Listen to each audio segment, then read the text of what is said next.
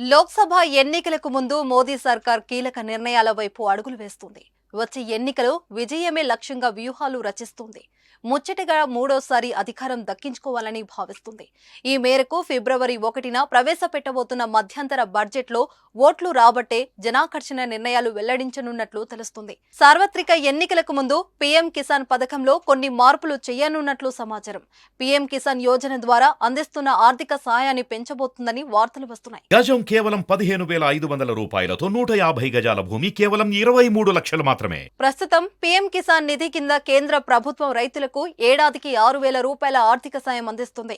విడతకు 2,000 రూపాయల చొప్పున 3 విడతల్లో ఈ మొత్తాన్ని రైతుల ఖాతాలో జమ చేస్తున్నారు. అయితే ఈ సాయాన్ని భారీగా పెంచుతున్నట్లు తెలుస్తుంది. ఈ పథకం కింద రైతులకు లభించే లబ్ధిని 50% పెంచబోతున్నారని సమాచారం. అంటే సంవత్సరానికి 6,000 నుండి 9,000 వరకు పెంచాలని కేంద్ర ప్రభుత్వం భావిస్తున్నట్లు వార్తలు వస్తున్నాయి. రైతుల సంక్షేమం దృష్ట్యా 2019 ఫిబ్రవరిలో ఈ పథకాన్ని కేంద్ర సర్కార్ ప్రవేశపెట్టింది. ఈ పథకం కింద అర్హులైన రైతులకు ఆర్థిక సాయం అందిస్తుంది. ఈ పథకం కింద దేశవ్యాప్తంగా దాదాపు 11 కోట్ల మంది రైతులు లబ్ధి పొందుతున్నారు.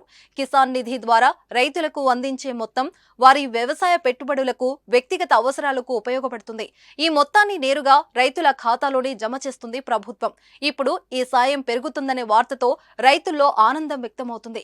రేపటి బడ్జెట్లో దీనిపై స్పష్టత రానుంది. అలానే ఫిబ్రవరి 1న ప్రవేశపెట్టనున్న మధ్యంతర బడ్జెట్లో ఇంధన ధరల తగ్గింపు సంబంధించి కీలక ప్రకటన ఉండనుందనే ప్రచారం సాగుతుంది.